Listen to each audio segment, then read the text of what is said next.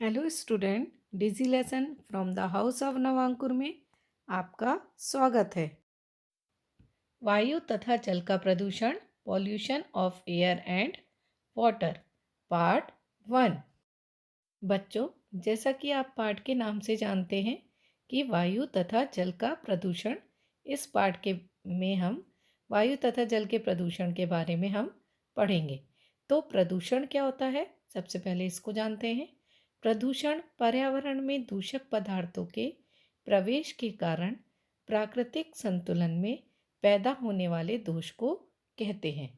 प्रदूषण का अर्थ है हवा, पानी, मिट्टी आदि का अवांछित द्रव्यों से दूषित होना, जिसका सजीवों पर प्रत्यक्ष रूप से विपरीत प्रभाव पड़ता है तथा पारिस्थितिक तंत्र को नुकसान द्वारा अन्य अप्रत्यक्ष प्रभाव पड़ते हैं। यानी प्रदूषण के कारण क्या होता है, हवा, पानी, मिट्टी आदि अवांछित द्रव्यों से दूषित हो जाती हैं, जिसका प्रत्यक्ष तथा अप्रत्यक्ष रूप से हमारे सजीवों को तथा पारिस्थितिक तंत्र को नुकसान होता है। वायु प्रदूषण, एयर पॉल्यूशन। हम कुछ समय तक भोजन के बिना जीवित रह सकते हैं। हम बिना खाने के रह सकते हैं। अगर हमें व्रत रखने को कहा जाता है तो हम व्रत रख लेते हैं, परंतु वायु के बिना तो हम कुछ क्षण भी जीवित नहीं रह सकते। यह साधारण तथ्य हमें बताता है कि स्वच्छ वायु हमारे लिए कितनी महत्वपूर्ण है। यह साधारण सा तथ्य, यह साधारण सी बात हमें बताती है कि स्वच्छ वायु हमारे लिए कितनी महत्वपूर्ण है। जैसा कि आप जानते हैं कि वायु गैसों का मिश्रण है। आयतन के अनुसार इस मिश्रण का लगभग 78% नाइट्रोजन तथा लगभग 21% ऑक्सीजन है। कार्बन डाइऑक्साइड, ऑर्गन, मीथेन तथा जलवाष्प भी वायु में अल्प मात्रा में उपस्थित हैं। आपने विशेषतया सर्दियों में वायुमंडल में दिखने वाली कोहरे की मोटी परत को देखा होगा।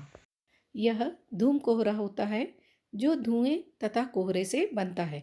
यानी वातावरण में इतना धुआं होता है जो कोहरे के साथ मिलकर धूम कोहरा बनाता है। धुएं में नाइट्रोजन के ऑक्साइड उपस्थित हो सकते हैं जो अन्य वायु प्रदूषकों तथा कोहरे के संयोग से धूम कोहरा बनाते हैं। धुएं में नाइट्रोजन के ऑक्साइड होते हैं जो अन्य वायु प्रदूषकों तथा कोहरे के संयोग से क्या बनाते हैं, धूम कोहरा बनाते हैं। इसके कारण सांस लेने में कठिनाई वाले रोग जैसे दमा, खांसी तथा बच्चों में सांस के साथ हरहराहट उत्पन्न हो जाती है। धूम कोहरे से बहुत सारी बीमारियां हो जाती हैं, जैसे कि दमा, खांसी तथा सांस लेने में हरहराहट उत्पन्न होना। बहुत से उद्योग भी वायु प्रदूषण के लिए उत्तरदायी हैं। पेट्रोलियम परिष्करण शालाएं सल्फर डाइऑक्साइड तथा नाइट्रोजन डाइऑक्साइड जैसे गैसीय प्रदूषकों की प्रमुख स्रोत हैं। जहां पेट्रोलियम का परिष्करण होता है, वहां पर सल्फर डाइऑक्साइड तथा नाइट्रोजन डाइऑक्साइड जैसे गैसीय प्रदूषक प्रमुख स्रोत होते हैं। विद्युत संयंत्रों में कोयला जैसे ईंधन के दहन से सल्फर डाइऑक्साइड उत्पन्न होती है। जब कोयले जैसे ईंधन का दहन होता है तो सल्फर डाइऑक्साइड गैस उत्पन्न होती है। यह फेफड़ों को स्थायी रूप से क्षतिग्रस्त करने के साथ साथ श्वसन समस्याएं भी उत्पन्न कर सकती है। यह जो गैस होती है, ये फेफड़ों को स्थायी रूप से क्षतिग्रस्त कर देती है, साथ साथ श्वास संबंधी कई समस्याएं उत्पन्न कर सकती है। अन्य प्रकार के प्रदूषक क्लोरोफ्लोरोकार्बन CFC हैं, जिनका उपयोग रेफ्रिजरेटरों, एयर कंडीशनरों AC तथा एरोसॉल फुआर में होता है।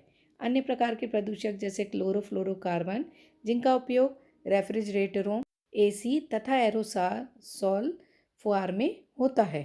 क्लोरोफ्लोरोकार्बन के द्वारा वायुमंडल की ओजोन परत क्षतिग्रस्त हो जाती है। जैसा कि आप जानते हैं, ओजोन परत सूर्य से आने वाली हानिकारक पराबैंगनी किरणों से हमें बचाती है। अगर हमारे समताप मंडल में ये ओजोन परत ना हो तो सूर्य से आने वाली हानिकारक पराबैंगनी किरणों से हमें बहुत नुकसान पहुंचेगा। इन गैसों के अतिरिक्त डीजल तथा पेट्रोल के दहन से चलने वाले स्वचालित वाहनों द्वारा अत्यंत छोटे कण भी उत्पन्न होते हैं। कई जो छोटे वाहन हैं उनके पेट्रोल और डीजल के दहन से भी बहुत से छोटे कण उत्पन्न होते हैं जो अत्यधिक समय तक वायु में निलंबित रहते हैं, जो लंबे समय तक वायु में रहते हैं। ये दृश्यता को घटा देते हैं, ये दृश्यता देखने की क्षमता को घटा देते हैं। सांस लेने पर ये शरीर के भीतर पहुंचकर रोग उत्पन्न करते हैं। साथ ही सांस लेने पर ये हमारे शरीर में पहुंच जाते हैं और कई रोग को उत्पन्न करते हैं। ये कण इस्पात निर्माण तथा खनन जैसे औद्योगिक प्रक्रमों द्वारा भी उत्पन्न होते हैं। विद्युत संयंत्रों से निकलने वाली राख के अति सूक्ष्म कण भी वायुमंडल को प्रदूषित करते हैं। विशिष्ट अध्ययन ताजमहल। ताजमहल के बारे में कौन नहीं जानता। ये 7 अजूबों में एक अजूबा है। पिछले 2 दशकों से अधिक समय से पर्यटकों को सर्वाधिक आकर्षित करने वाला भारत के आगरा शहर में स्थित ताजमहल चिंता का विषय बना हुआ है। जो ताजमहल है भारत के आगरा शहर में स्थित है और यह चिंता का विषय बना हुआ है। किसके कारण? प्रदूषण के कारण, वायु प्रदूषण के कारण। विशेषज्ञों ने यह चेतावनी दी है कि वायु प्रदूषक इसके सफ़ेद संगमरमर को बदरंग कर रहे हैं। जो विशेषज्ञ हैं, जानकार हैं, उन्होंने चेतावनी दी है कि वायु प्रदूषक से इसका जो सफ़ेद रंग का संगमरमर है वो बदरंग हो रहा है। अतः वायु प्रदूषण द्वारा केवल सजीव ही प्रभावित नहीं होते, किंतु भवन, स्मारक तथा प्रतिमाएं जैसी निर्जीव वस्तुएं भी प्रभावित होती हैं। बच्चों, अब से 20-30 वर्ष पूर्व ताजमहल बिल्कुल श्वेत सफ़ेद दिखता था। प्रत्येक पूर्णिमा एवं विशेष रूप से शरद पूर्णिमा की रात्रि में अत्यंत सुंदर लगता था। इसमें लगे संगमरमर के पत्थर हीरे की तरह चमकते थे तथा यह दूध की तरह सफ़ेद दिखाई पड़ता था। लेकिन आज इसका रंग पीलापन लिए हुए है। अब इसमें इतना आकर्षण नहीं है जो पहले था। ताजमहल को सुरक्षित रखने के लिए भारत सरकार कई उपाय कर रही है। आगरा तथा इसके चारों ओर स्थित रबड़ प्रक्रमण, स्वचालित वाहन, रसायन और विशेषकर मथुरा तेल परिष्करणी जैसे उद्योग सल्फर डाइऑक्साइड तथा नाइट्रोजन डाइऑक्साइड जैसे प्रदूषकों को उत्पन्न करने के लिए उत्तरदायी रहे हैं। आगरा तथा उसके चारों तरफ जो रबड़ के कारखाने हैं, स्वचालित वाहन, रसायन और विशेषकर जो मथुरा में तेल परिष्करणी उद्योग हैं, वे सल्फर डाइऑक्साइड तथा नाइट्रोजन डाइऑक्साइड जैसे प्रदूषकों को उत्पन्न करने के लिए उत्तरदायी हो रहे हैं। ये गैसें वायुमंडल में उपस्थित जल वाष्प से अभिक्रिया करके सल्फ्यूरिक अम्ल तथा नाइट्रिक अम्ल बनाती हैं। ये गैसें वायुमंडल में उपस्थित जो जल वाष्प होती है उससे अभिक्रिया करती हैं और अभिक्रिया करके सल्फ्यूरिक अम्ल तथा नाइट्रिक अम्ल बनाती हैं। ये वर्षा को अम्लीय बनाकर वर्षा के साथ पृथ्वी पर बरस जाते हैं।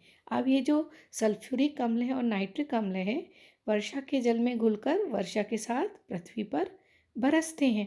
इसे अम्ल वर्षा कहते हैं। अम्ल वर्षा के कारण स्मारक के संगमरमर का संक्षारण होता है और इसी अम्ल वर्षा के कारण जो ताजमहल का स्मारक है उसके संगमरमर का संक्षारण होता है, यानी वो पीलापन हो रहा है। इस परिघटना को संगमरमर कैंसर भी कहते हैं। मथुरा तेल परिष्करणी से उत्सर्जित काजल कण जैसे निलंबित कणों का संगमरमर को पीला करने में योगदान है। जो मथुरा तेल परिष्करणी है उससे उत्सर्जित जो काजल कण हैं वे ताजमहल के संगमरमर को पीला कर रहे हैं। ताजमहल को सुरक्षित रखने के लिए सर्वोच्च न्यायालय ने बहुत से उपाय किए हैं। माननीय न्यायालय द्वारा उद्योगों को CNG संपीड़ित प्राकृतिक गैस तथा एलपीजी द्रवित पेट्रोलियम गैस जैसे स्वच्छ ईंधनों का उपयोग करने के आदेश दिए गए हैं। इसके अतिरिक्त ताज के क्षेत्र में मोटर वाहनों को सीसा रहित पेट्रोल का उपयोग करने के आदेश हैं। ताजमहल को सुरक्षित रखने के लिए सर्वोच्च न्यायालय ने कई उपाय किए हैं। उन्होंने कहा है कि आप उद्योगों को सीएनजी यानी कि संपीड़ित प्राकृतिक गैस तथा एलपीजी द्रवित पेट्रोलियम गैस जैसे स्वच्छ ईंधनों का उपयोग करके चलाएं।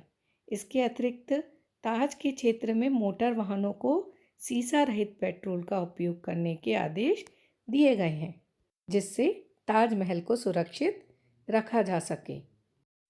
Thank you for watching.